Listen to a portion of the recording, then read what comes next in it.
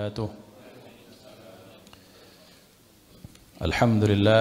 الحمد لله وكفى، الصلاة والسلام على سيدنا محمد المصطفى وعلى آله وأصحابه من أهل الصدق والوفاء. أشهد أن لا إله إلا الله وحده لا شريك له، وأشهد أن سيدنا ونبينا محمدا عبده ورسوله من لا نبي بعده. اللهم صل وسلم على سيدنا محمد مفتاح باب رحمة الله عدد ما في علم الله، صلاة وسلاما دائمين بدوام ملك الله وعلى آله وصحبه. اللهم رب اشرح لي صدري ويسر لي أمري واحلل عقدة من لساني يفقه قولي. سبحانك لا علم لنا إلا ما علمتنا إنك أنت العليم الحكيم. اللهم ارزقنا فهم النبيين وحفظ المرسلين وإلهام الملائكة المقربين. اللهم أغننا بالعلم وزينا بالحلم وأكرمنا بالتقوى وجملنا بالعافية. لا حول ولا قوة إلا بالله العلي العظيم والحمد لله رب العالمين. نوينا التعلم والتعليم والتذكر والتذكير والنفع والانتفاع والإفادة والاستفادة والحث على التمسك بكتاب الله تعالى وسنة رسوله والدعاء إلى الهدى والدلالة على الخير ابتغاء وجه الله ومرضاته وقربه وثوابه سبحانه وتعالى.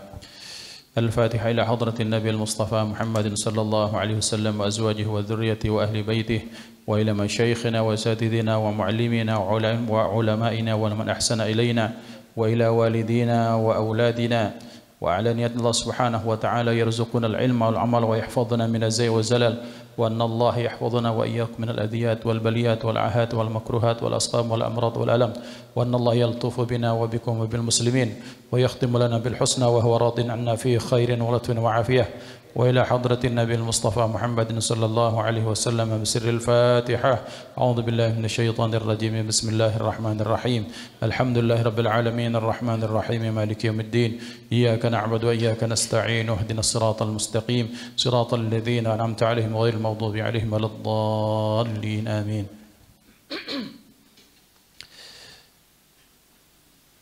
Para ulama, para guru, para kiai, para pengurus, para jamaah, para pemirsa dimanapun anda berada, alhamdulillah, alhamdulillah, thumma alhamdulillah, asbahna ala fitratil islam wa ala kalimatil ikhlas wa ala dini nabiyina Muhammadin sallallahu alaihi wa sahbihi wasallam. Bahwa pada pagi hari ini kembali kita dipertemukan Allah di dalam ketaatan kepadanya. Kita berharap, kita berdoa, bermohon kepada Allah, mudah-mudahan hidup kita dari sini ke depannya terus dihiasi dengan ibadah dan ketaatan sampai mati. Amin Allahumma amin. Salawat dan salam terus terlimpah ruah kepada hadratur Rasul Sayyiduna wa Maulana Muhammad sallallahu alaihi wa alihi wa sahbihi wasallam beserta keluarga, sahabat, pengikut sekalian. Amin Allahumma amin. Ikhwan yang dimuliakan Allah Subhanahu wa taala, insyaallah kita akan melanjutkan satu maqalah yang maqalah ini masuk dalam bab thulathi, tetapi bagiannya panjang karena masing-masing bagian ini punya 3 maqalah yang menceritakan tentang majlisnya, tentang duduknya Nabi Muhammad sallallahu alaihi wasallam bersama para sahabat beliau, karena merupakan bagian dari sunnah Rasulullah adalah duduk-duduk bercengkrama, yang di dalam bahasa hadis itu suhbatus salihin, berkumpul, bermajlis bersama orang-orang yang saleh. Karena duduknya bersama orang saleh, diam dan geraknya itu mengandung keberkahan dan kebaikan. Memandang wajah orang saleh itu senantiasa akan membuka potensi kita untuk dekat kepada Allah Subhanahu wa taala. Apalagi ketika kita berjumpa dengan orang-orang yang disebut sebagai kekasih Allah, sebagai ulama rabbani, disebut dengan para awliya atau waliullah, maka itu akan lebih lagi berpotensi kita untuk ingat kepada Allah, ingat pada diri kita, dan ingat bagaimana mungkin di mana letak derajat ketakwaan kita atau di mana letak keburukan-keburukan kita. Maka Rasulullah sallallahu alaihi wasallam bersabda, "Ala inna lillah mafatihal dzikr." Ketahuilah, kata beliau, bahwa sesungguhnya Allah Subhanahu wa taala di muka bumi ini, Allah punya kunci-kunci zikir di muka bumi. Siapa kunci-kunci zikir itu? Humul ladzina idza ru'u dzikirallah. Mereka adalah orang-orang yang kalau kita memandang wajah mereka, kita langsung teringat kepada Allah Subhanahu wa taala. Ketika memandang mereka langsung hati ini ingat kepada dosa kita. Ketika memandang mereka langsung teringat betapa ternyata amal kita mungkin masih merasa sangat sedikit. Ketika berjumpa dengan mereka, dengan ketinggian akhlak mereka, dengan keilmuan mereka, dengan amal mereka, maka kita langsung membandingkan kalau begini saja ulamanya seperti itu. Kalau auliaullah seperti ini. Kalau dzurriyyatur rasul itu seperti ini akhlaknya. Bagaimana dengan Nabi Muhammad sallallahu alaihi wasallam? Maka pentingnya kita untuk duduk bersama orang-orang soleh, bagian dari pembanding diri kita dengan sampai di mana kadar ketaatan kita kepada Allah. Dan duduk bersama orang soleh merupakan satu sunnah Nabi Muhammad sallallahu alaihi wasallam. Yang ingin saya sampaikan adalah bahwa sunnah itu sifatnya menyeluruh. Sunnah itu mencakup lahir dan batinnya Nabi Muhammad sallallahu alaihi wasallam. Jangan hanya memaknakan sunnah hanya pada aspek pakaian, pada aspek jenggot, pada aspek pakaian, celana atau gamis atau sarung di atas mata kaki. Betul itu sunnah. Tapi kedisiplinan juga merupakan sunnah. Loyalitas kerja juga sunnah. Profesionalisme dalam bekerja juga sunnah. Bahwa Rasulullah sallallahu alaihi wasallam bersabda, sesungguhnya Allah Subhanahu wa taala, innallaha yuhibbu min ahadikum idza amila amalan an yutqinahu atau kama qala Rasul. Bahwa Allah sangat cinta, sangat suka kepada salah seorang di antara kalian jikalau dia bekerja, maka bekerjanya itu dengan profesional, dia betul-betul menguasainya. Artinya bekerja dengan total, menguasai ilmu, mempunyai skill yang mumpuni, itu juga sunnah Rasulullah. Maka ikhwan yang dimuliakan Allah, maka disinilah mengapa kita perlu banyak belajar. Belajar dari kitab manapun, belajar dari guru manapun, belajar dimanapun, dan belajar kapanpun. Supaya kita mendapatkan sunnah itu secara menyeluruh. Yang kita dapatkan dari fulan, maka kita tidak dapatkan dari fulan yang lain. Kita dapatkan dari ulama A 10, maka kita dapatkan dari ulama B juga 10. Jadinya totalnya 20. Semakin banyak kita belajar, maka semakin banyak kesunahan dari Nabi Muhammad sallallahu alaihi wasallam yang akan kita dapatkan. Maka disinilah pentingnya bagi kita untuk membuka diri, untuk membuka hati, untuk siap menerima apapun kebaikan, karena nyatakan al-haqqu mir rabbika fala takunanna minal mumtarin. Bahwa sesungguhnya kebenaran itu adalah mutlak dari Allah Subhanahu wa taala, dan Allah akan randomkan, Allah akan serakkan di mana kebaikan-kebaikan itu.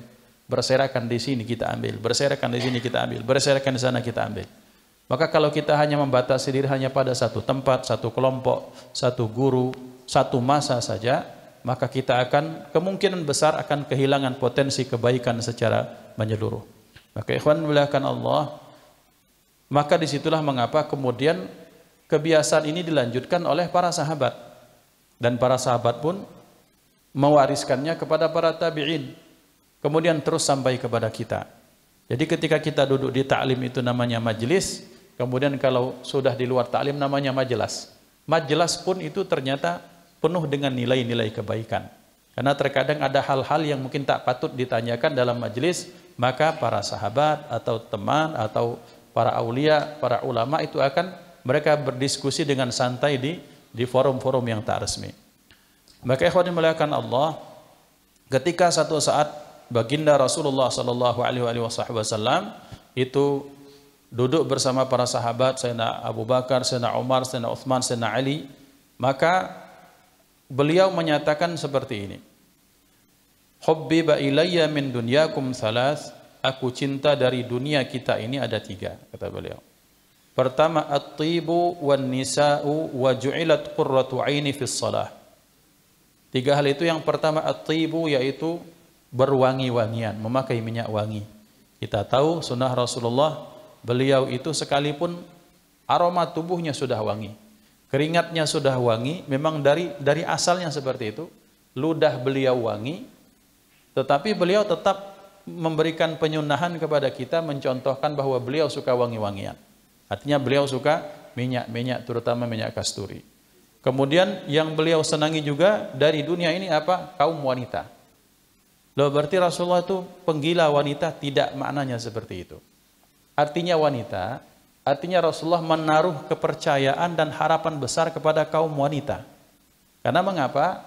Karena baiknya laki-laki, suksesnya laki-laki itu karena ibu-ibu. Gamis yang kita pakai, baju yang kita pakai, peci ini tidak mungkin seminggu tidak dicuci. Kecuali peci Pak Haji, sekali pakai ganti. Ya. Baju tidak mungkin pakai baju ripuk. Ditanyakan wong siapa bininya itu. Maka sukses dan tidaknya seseorang, hatta dalam dunia, jangan dalam akhirat. Pada bab dunia saja orang menanyakan siapa orang rumahnya itu. Maka berarti ingin suksesnya seorang laki-laki dunia dan akhirat, maka itu bergantung kepada kaum wanita.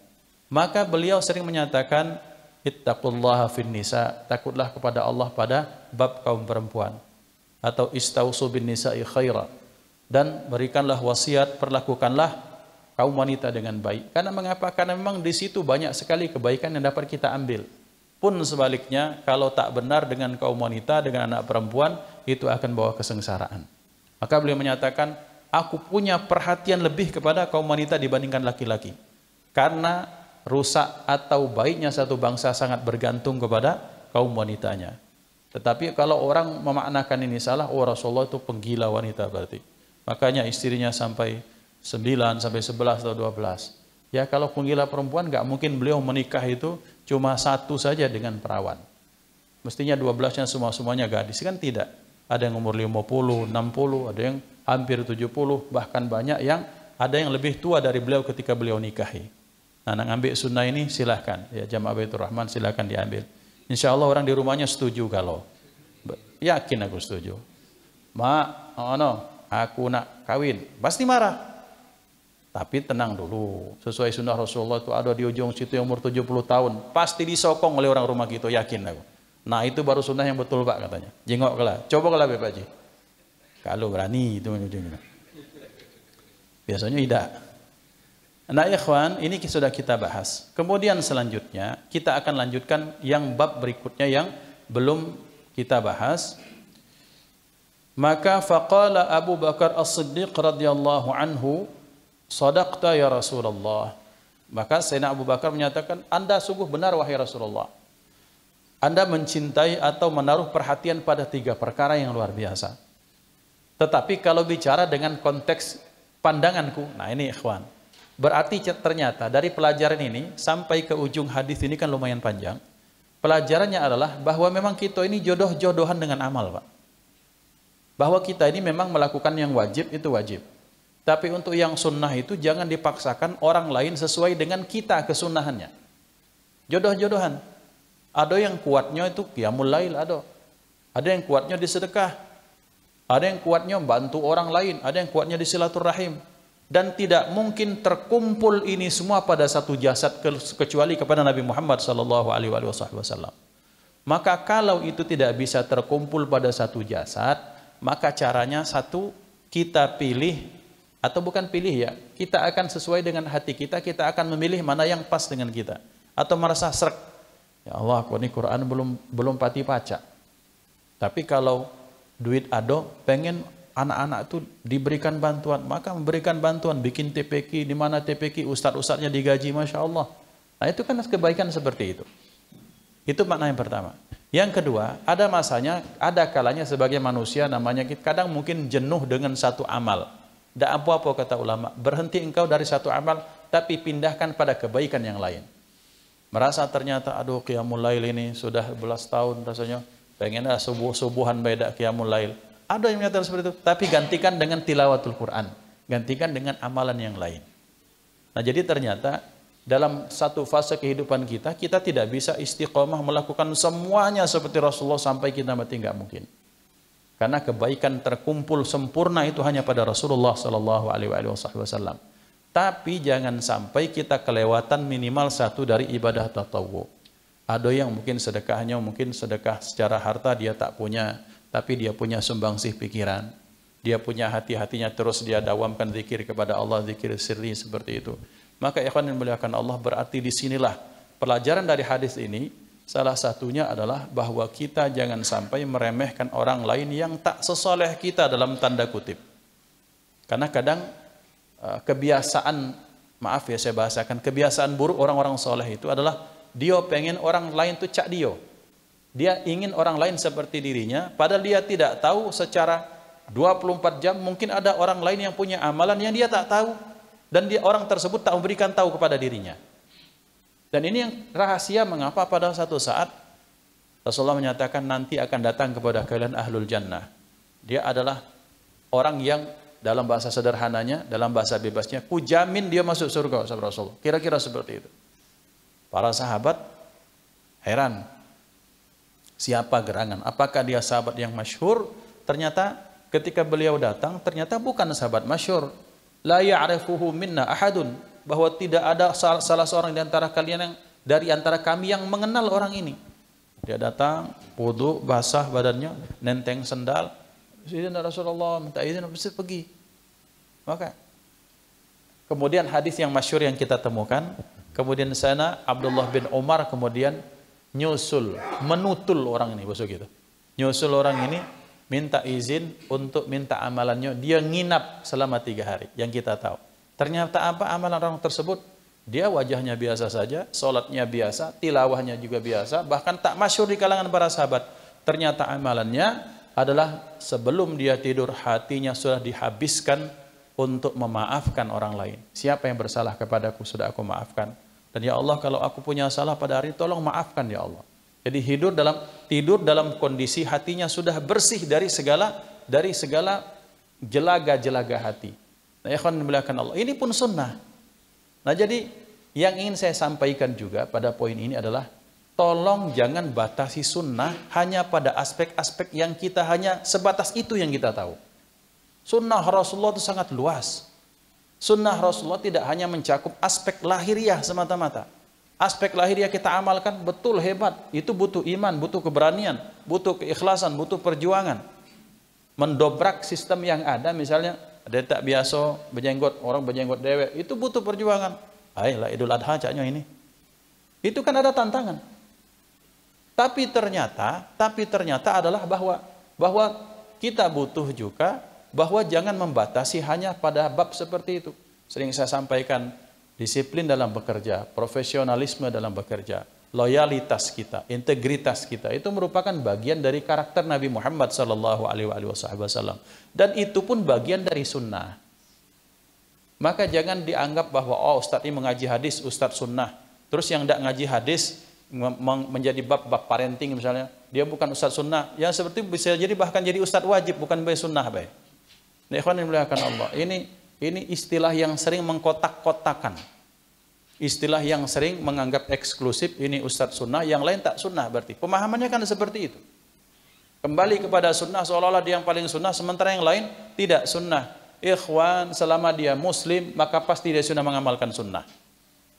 Jadi jangan, tolong mengkotak-kotakan ini ustadz, ini kajian ini masjid ini. Jangan sampai kita terkotak-kotakan, dan karena mengkotak-kotakan diri, eksklusivisme itu bagian dari sunnah iblis, bukan sunnah Nabi Muhammad SAW. Ingat, iblis menyatakan, ana khairun minhu, khalaqtani min nar wa khalaqtahu min tin. Ini bentuk-bentuk eksklusivisme dalam beragama. Merasa ibadahnya sudah ribuan tahun, zikirnya sudah mungkin puluhan juta sudah zikirnya, kemudian merasa penciptanya lebih baik, aku lebih baik daripada Adam. Ini bentuk-bentuk seperti ini yang harus kita hilangkan.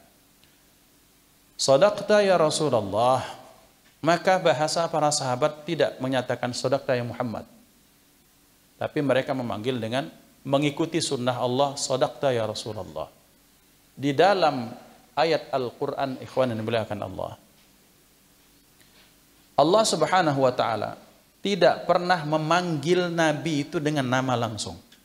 Nabi Muhammad maksudnya. Nabi Adam dipanggil dengan namanya. Ini bentuk kemuliaan yang Allah berikan, yang Allah tak berikan kepada Nabi yang lain. Nabi Adam, ya Adam uskun anta wa zawjukal jannah.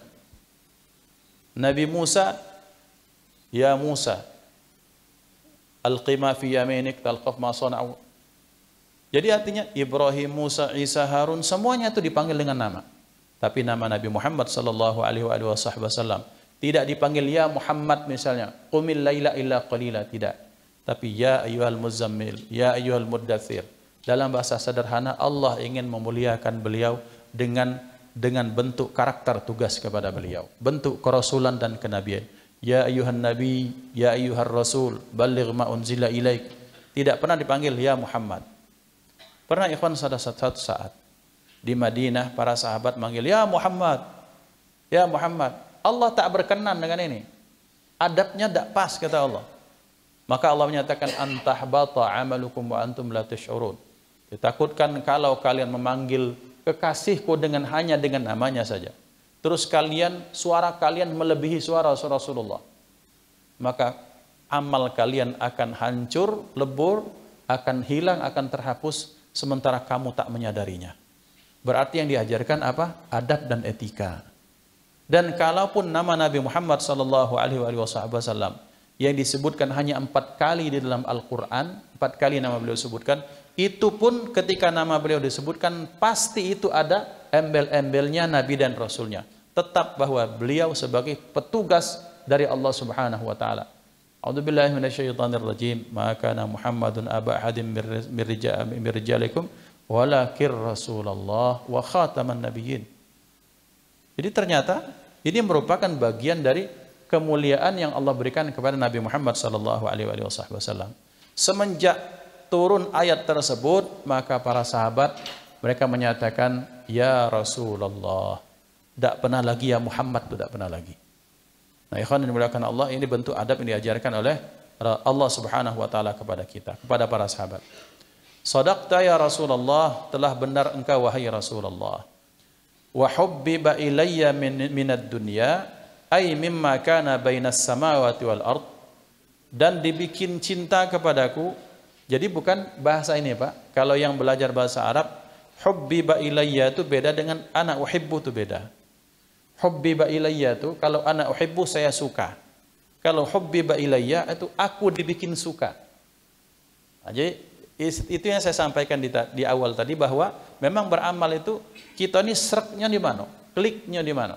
Termasuk pertemanan, maksudnya pertemanan semuanya kita atas dasar kesolehan. Tetapi terkadang semua orang-orang soleh, mereka pun akan pilih, bukan pilih-pilih ya, dibikin sama Allah, klik sama yang ini, klik sama yang ini. Dan itu merupakan fitrah yang diperbolehkan. Asal kita berteman bukan karena dunia yang lain, tapi karena kebaikan-kebaikan. Maka Sayyidina Abu Bakar As-Siddiq radhiyallahu anhu, ya Rasulullah, shadaqta ya Rasulullah. Beliau tidak menyatakan benar engkau wahai mantuku, enggak. Padahal beliau kan mertuanya Rasulullah. Tapi beliau nyatakan shadaqta ya Rasulullah, ini bentuk ta'zim kepada nabi akhir zaman ini. Maka wa hubbiba ilayya minad dunya, dan dibikin cinta kepadaku, kata beliau 3 perkara. Apa yang pertama? An-nadharu ila wajhi Rasulillah sallallahu alaihi wasallam. Yang pertama yang dibikin cinta, yang Allah cintakan kepadaku, yang pertama an-nadhar, memandang wajah Anda wahai Rasulullah. Memandang wajah Rasulullah. Sayyidina Abu Bakar itu kalau sehari tak bertemu itu seperti orang yang sedang kasmaran, mabuk kepayang. Bukan mabuk kecubung, bukan. Mabuk kepayang. Artinya apa? Gelisah. Dalam riwayat, ketika fi asril jahiliyah, pada era-era dakwah yang pertama Rasulullah sallallahu alaihi wasallam di Mekkah, pernah karena Sayyidina Abu Bakar ini mendakwakan Islam itu secara terang-terangan, sementara saat itu dakwahnya masih sirriyah, masih bisirri, dengan pelan-pelan, dengan sembunyi-sembunyi. Maka Sayyidina Abu Bakar, ya Rasulullah, izinkan aku untuk berdakwah terang-terangan. Alasna ala haqqin ya Rasulullah, bukankah kita ini di dalam jalan kebenaran wahai Rasulullah? Benar, kata beliau. Terus kenapa kita ini diam-diam seperti ini? Ya jawab Rasulullah simpel, belum ada wahyu, belum ada perintah. Dalam bahasa sederhana, saya ini cuma pelaksana saja. Saya ini cuma mortirnya Allah Subhanahu wa taala. Apa kata komandan, laksanakan. Perintahnya belum ada, saya nggak berani melanggar. Bahasanya seperti itu. Tapi ghirah, semangat luar biasa. Tapi ya Rasulullah, kita ini benar, lihat mereka menyembah patung segala macam. Aku pengen. Lau anta musirrun ala hadat fadhal, kata Rasulullah. Kalau memang sudah bulat tekadmu, kata Rasulullah, ya silahkan, tapi aku tidak tanggung. Maka berdakwah. Dalam riwayat salah satu riwayat, Sayyidina Abu Bakar ini naik ke tempat tinggi, qila itu di Bukit Safa itu, Ayuhan nas, wahai manusia, kumpul. Yasin wal Qur'anil Hakim, baca surah Yasin karena Makkiyah. Langsung digebuk, Pak. Karena mengapa digebuk? Apakah mereka tidak senang? Mereka tahu Sayyidina Abu Bakar orang baik. Mereka tahu yang dibaca yang itu adalah kalimat yang baik. Justru karena dibaca kalimat yang baik, yang lain itu terperangah, takut mereka itu merasa terpengaruh dengan bacaan Sayyidina Abu Bakar. Maka digebuk sampai pingsan. Lebam mukanya. Dipukul massa saat itu beliau. Maka pingsan, digotong ke rumah. Ketika sadar dia sudah sama ibunya. Yang ditanyakan pertama, Aina Muhammad? Di mana Nabi Muhammad? Bagaimana kabar Nabi Muhammad? Oh, ibu suki tokar, karena bawa Nabi ujung ya. Woi, jok kau besok ke rumah itu. Barulah terjelit matamu yang kau cari Muhammad. Perhatikan dirimu, minum obat dulu bahasa gitu. Minum obat, makan dulu. Tidak. Tolong antarkan saya kepada kekasihku Muhammad. Supaya aku tahu bagaimana kondisinya. Ya, tapi kamu kan oke, kata ibunya. Sudah, terus seperti itu.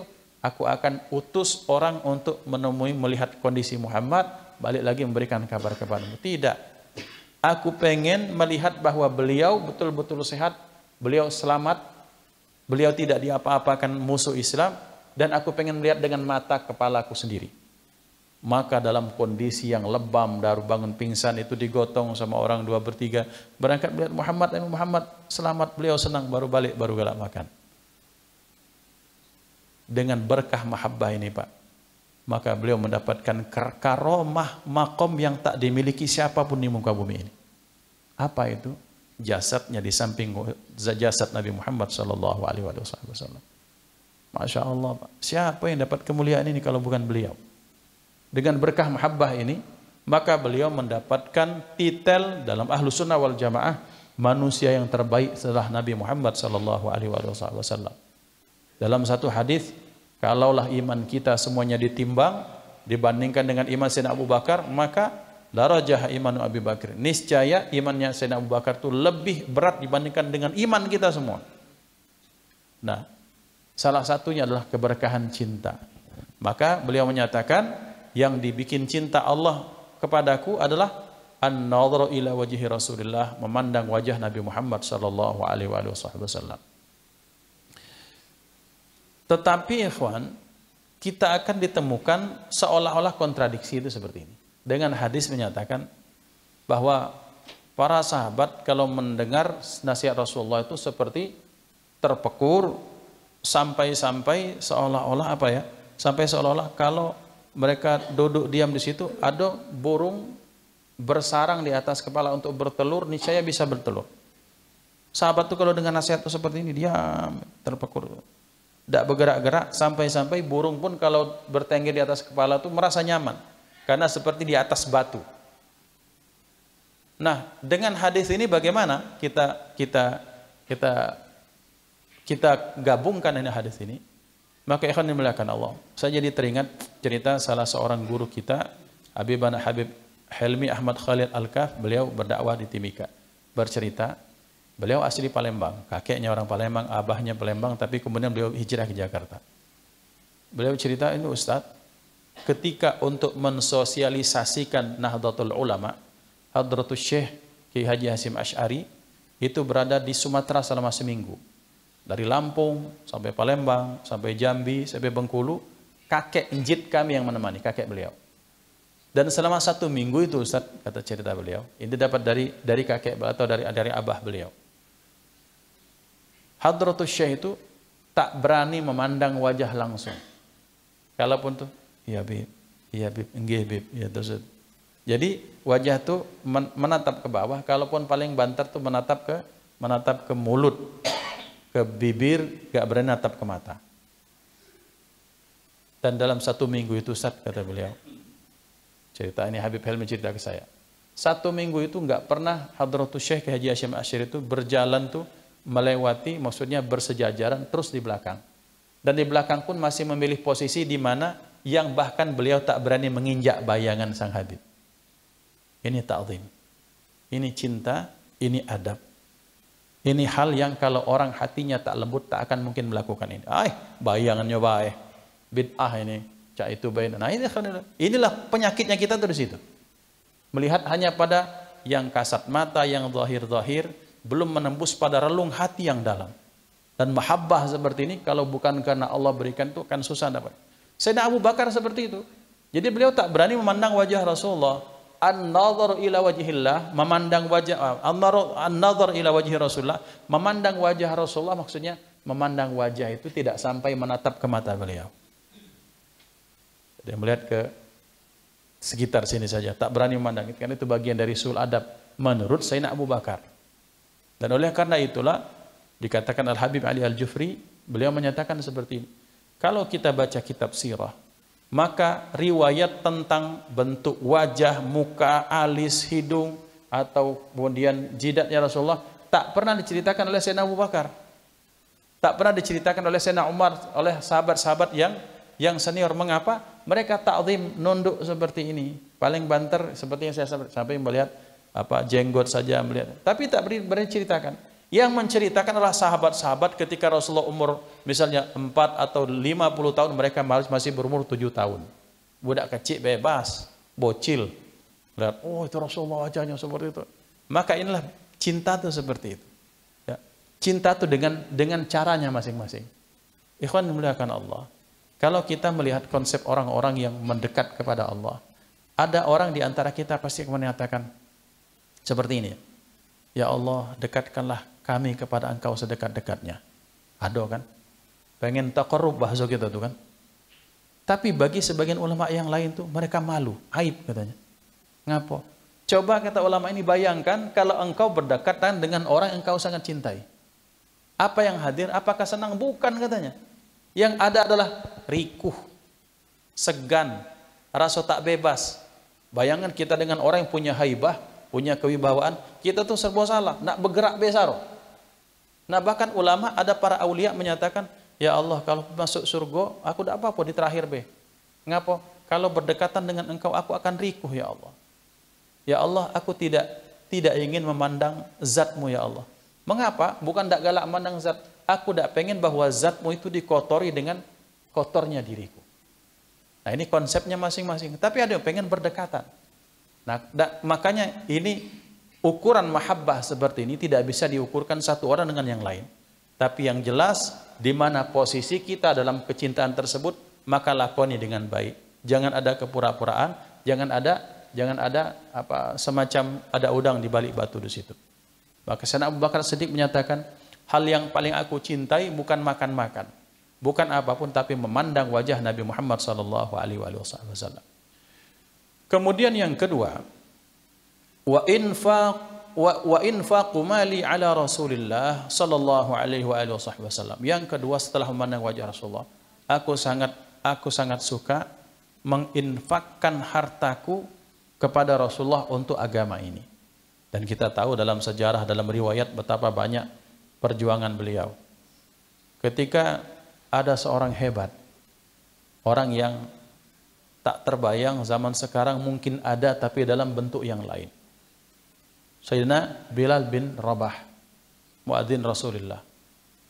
Beliau disiksa ikhwan, bajunya dibuka, ditelentangkan di padang pasir, tidak diberikan makan, tidak diberikan minum, diikat, kemudian selanjutnya dadanya ditindihkan satu batu yang besar. Dan kalau kita pengen ilustrasi merasakannya, cukup kemarin beberapa pekan yang lalu Palembang merasakan panas yang paling panas. Sampai 38 kemarin ya. Yang rasanya kalau keluar rumah tuh panas yang rasa Masya Allah. Itu baru 38 ikhwan. Kalau sudah di padang pasir bisa 50 derajat. Itu kalau tidak terbaring, tidak terguling. Ini digulingkan, dibaringkan, ditelentangkan tanpa pakai baju sama sekali. Bagaimana itu rasanya? Gampang bela kakek. Siang hari depan kantor gubernur tuh nelentang itu. Panasnya. Selain panas dikatakan orang gila itu. Saya Bilal bin Rabah seperti itu. Kemudian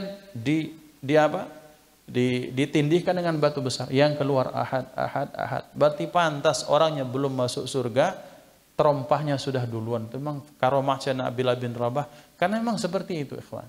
Perjuangannya luar biasa. Nah, untuk membebaskan Sayyidina Bilal bin Rabah, mereka minta tebusan yang mahal. Duit siapa? Sayyidina Abu Bakar. Yang kedua, yang kita tahu dalam sejarah riwayat yang pernah saya sampaikan. Ada seorang sahabat yang bernama Abu Dujanah, ingat Pak riwayatnya? Yang dia tiap subuh selesai Rasulullah Assalamualaikum, balik ke rumah. Ngapa? Ketika ditanya, wahai Abu Dujanah, aku mendapatkan kabar, berita bahwa engkau setiap salam gak ikut zikir bersama saya, langsung berdebur saja, kira-kira langsung balik. Apa alasanmu? Ya Rasulullah, di rumahku aku punya banyak anak, 5 atau sampai 6 anak, yang kesemuanya seperti kami ini orang fakir di Madinah ini, orang miskin. Sementara di samping kami ada seorang Yahudi yang punya pohon kurma. Pokoknya akarnya ada di tanahnya, kemudian semua badannya, buahnya itu condong ke rumah halaman kami. Yang tiap pagi runtuh. Dan saya tidak ingin bahwa itu kurma itu berjatuhan sampai dilihat oleh anak saya.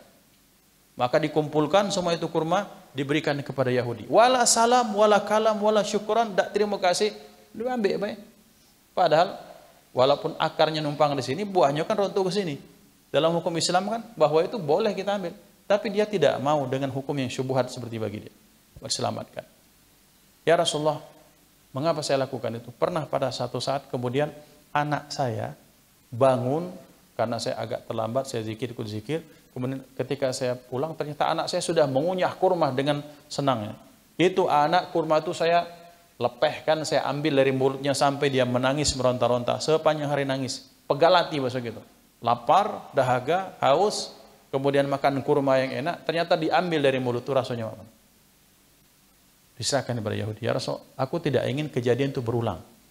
Maka kemudian mana itu Yahudi dipanggil? Yahudi itu dipanggil Yahudi. Wahai Tuan, dapat berita ini. Iya betul, itu kurma saya. Maukah saya mintakan doa kepada Allah bahwa Anda kelak di surga mendapatkan 10 pohon kurma yang tangkainya dari emas, buahnya dari mutiara segala macam. Apa kata Yahudi? Tak kata, cash buy katanya. Aku tak percaya akhirat. Yang ada yang jelas-jelas ya katanya. Yahudi kan seperti itu. Jangankan Rasulullah, Nabi Musa saja mau dibunuh. Arinallaha jahra, pengen, wahai Musa, tolong kami itu pengen jingok Tuhan dengan mata kami. Kan seperti Yahudi. Nah, kata Rasulullah, ya khair kata. Kemudian Sayyidina Abu Bakar nyatakan, izinkan saya Rasulullah, diizinkan. Berapa harga kurma sekarang? Misalnya sebatang itu misalnya, anggaplah 5 juta. Saya beli 10 kali lipat, 50 juta. Insyaallah. Dari uangnya, Sayyidina Abu Bakar Siddiq. Maka pulang ini Yahudi dengan senang, maka diberitakan bahwa ini kurma sudah dijual, tapi tenang saja, besok tiap subuh akan kita ambil kurma itu. Pas dia sholat subuh, kita ambil buah kurmanya. Ini Yahudi yang ini sudah. Jadi dimanapun ada masalah dunia, di situ pasti ada orang Yahudi. Kalaupun bukan orang Yahudi, muridnya orang Yahudi. Nah kemudian sudah siap, besok-besok bangun, ternyata terkejutlah ini Yahudi. Ketika dia bangun ternyata kurmanya sudah pindah ke rumahnya, ke tanahnya Abu Dujanah. Masya Allah, ini karamah. Nah kan dimuliakan Allah. Siapa yang duiti? Sayyidina Abu Bakar. Jadi banyak dalam sejarah, hatta beliau ketika Sayyidina Umar bin Khattab kan dalam riwayat yang masyhur pengen menyayangi Sayyidina Abu Bakar sekali begitu Sayyidina Umar. Maka ketika Rasulullah minta infak, maka kata Sayyidina Umar bin Khattab diberikan uang yang sangat banyak. Kalah Abu Bakar hari ini. Betul ketika ditanya, anggaplah hari ini 20 dinar Sayyidina Umar bin Khattab. Saya berapa Sayyidina Abu Bakar? Memberikan 2 dinar saja. Rasulullah bertanya, wahai Umar, apa yang kau tinggalkan? Aku tinggalkan setengahnya Rasulullah. Ada 20 dinar masih untuk orang tuaku, untuk anak istriku. Abu Bakar, 2 dinar ini berapa yang kau sisakan untuk anak istrimu? Aku tinggalkan di tengah mereka Allah dan Rasulnya. Menangis Sayyidina Abu Bakar menyatakan, wallahi demi Allah setelah ini aku tak berani akan untuk menyayangi Abu Bakar dalam hal kebaikan. Allah. Ini beliau adalah orang yang sangat getol dalam menginfakkan hartanya fisabilillah. Kemudian yang ketiga, wa antakuna ibnati tahta Rasulillah sallallahu alaihi wasallam, dan hal yang menjadikan aku cinta adalah bahwa hartaku yang paling berharga, yaitu anakku bernama Aisyah, itu menjadi istri Rasulullah sallallahu alaihi wasallam. Ikhwan dimuliakan Allah. Ini bentuk mahabbah, ini bentuk cinta, ini bentuk tabarruk, ini bentuk khidmah, ini bentuk pengabdian yang luar biasa. Orang kalau sudah cinta, Masya Allah. Ya. Orang kalau sudah cinta, Masya Allah, luar biasa. Jadi intinya apapun yang berkaitan dengan Rasulullah, Sayyidina Abu Bakar itu akan lakukan. Maka berarti, ikhwan yang dimuliakan Allah, kita ini tidak pacak seperti Sayyidina Abu Bakar. Tapi apapun yang pernah direkomendasikan Rasulullah, dicontohkan Rasulullah, semampu kita untuk kita lakukan. Minha salah satunya apa? Kita sudah di bulan Dzulqa'dah. Sebentar lagi kita bulan masuk bulan Dzulhijjah. Tentunya kita tahu ada kesunahan yang sangat muakkad dalam mazhab Imam Syafi'i, yaitu beribadah kurban. Maka ibadah kurban ini ibadah yang dari namanya bela istimewa. Kurban. Apa? Idul kurban. Apa makna kurban? Kurban itu dari kata-kata qaruba yaqrubu. Qarabatan wa kurbanan. Qorobah itu dalam bahasa Indonesia diambil menjadi kerabat. Kurban tetap jadi kurban, bukan korban, ada beda. Jadi bukan hari raya korban, bukan, tapi hari raya kurban. Artinya apa? Kalau kita melakukan menyembelih atas nama Allah Subhanahu wa taala, maka kita berharap maqam kita semakin didekatkan kepada Allah dengan bentuk kata kurban. Karena kata kurban itu bentuk sifatnya namanya qarib. Qarib itu artinya dekat. Maka orang yang berkurban, maka diharapkan posisinya, levelnya, makomnya itu mendekat, semakin dekat kepada Allah Subhanahu wa taala. Dari kata qarib ini diambil dalam bahasa Indonesia menjadi karib, sahabat karib. Karib itu kan dari kata-kata qarib, artinya sahabat dekat. Maka orang yang beribadah kurban, maka mereka akan diharapkan mendapatkan kebaikan makom yang tinggi di sisi Allah Subhanahu wa taala. Ikhwan yang dimuliakan Allah. Banyak sekali kebaikan-kebaikan kurban yang akan didapatkan bagi orang yang mudhahi, bagi orang yang udhiyah. Udhiyah itu adalah bahasa lain daripada kurban. Apa kebaikannya? Bahwa salah satunya bahwa setiap bulu, setiap helai bulu dari hewan tersebut akan menjadi saksi, menjadi syafaat, menjadi kebaikan bagi orang yang berkurban. Bayangkan di kambing itu tak terhitung lagi bulunya. Jenggot kita beda terhitung. Apalagi bulu kambing dari pucuk sampai ke bawah. Yang tidak berbulu itu biji mata dengan beber dengan kuku. Selebihnya itu kebaikan. Berarti orang yang berkurban itu ternyata mereka menukarkan hartanya yang hakikatnya itu adalah kepunyaan Allah, ditukarkan untuk menjadi kebaikan bagi dirinya. Maka orang yang berkurban, maka mereka akan mendapatkan satu qarabah, kedekatan kepada Allah. Yang kedua, mereka mencontoh sunnah Nabi Muhammad SAW dan juga sunnah para Nabi dan Rasul terdahulu. Karena Nabi dan Rasul terdahulu tidak ada Nabi dan Rasul kecuali mereka disyariatkan untuk berkurban. Dan kurban yang pertama yang kita tahu adalah kurban yang terjadi dilakukan oleh Qabil dan Habil. Idh qarraba qurbanan fatuqabbila min ahadihima wa lam yutaqabbal min al-akhar. Bahwa ternyata kurban yang pertama dalam sejarah manusia, bahwa keduanya berkurban. Tapi berkurbannya lihat bukan pada konten bendanya, tapi motifnya. Fatuqabbila min ahadihima wa lam yutaqabbal min al-akhar. Yang satu diterima, yang lain tak diterima. Mengapa? Karena yang petani ini, si Qabil ini, dia mempersembahkan buah-buahan yang jangankan orang lain, bahkan dia pun enggan untuk memakannya. Dia lesu nak makannya. Dia memandangnya pun sudah tak betah. Sementara Habil ini memberikan kurban dengan kurban yang terbaik. Punya misalnya 100 domba, nah maka dia pilih domba yang paling gemuk, paling baik, paling berkualitas. Fatuqabbila min ahadihima wa lam yutaqabbal min al-akhar. Yang satu diterima, yang satu tidak.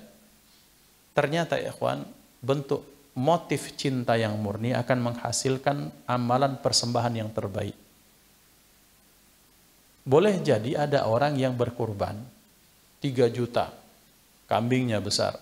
Tapi boleh jadi dia akan kalah dengan orang yang berkurban 2.500.000. Tapi ternyata siapa? Ternyata dia pemulung sampah. Yang dia tiap bulan menyisihkan uangnya untuk berkurban. Ya ikhwan yang dimuliakan Allah, ketakwaan itu akan mengalahkan logika. Maka orang kalau sudah beribadah didasarkan dengan cinta seperti Sayyidina Abu Bakar As-Siddiq, maka mereka akan mempersembahkan sesuatu yang di luar nalar. Dan kita tahu setiap tahun kita disuguhkan contoh-contoh yang terbaik, betapa banyak orang-orang yang sangat cinta kepada Allah, mereka berkurban dengan kurban yang terbaik. Kurban yang terbaik itu bukan berarti harus paling besar, paling berat, tidak. Tapi dilihat bahwa tingkat kesusahannya dia susah, tapi masih dia mampu untuk mengerjakannya. Walhamdulillah, insya Allah kita semua diberikan kelapangan dan kemudahan.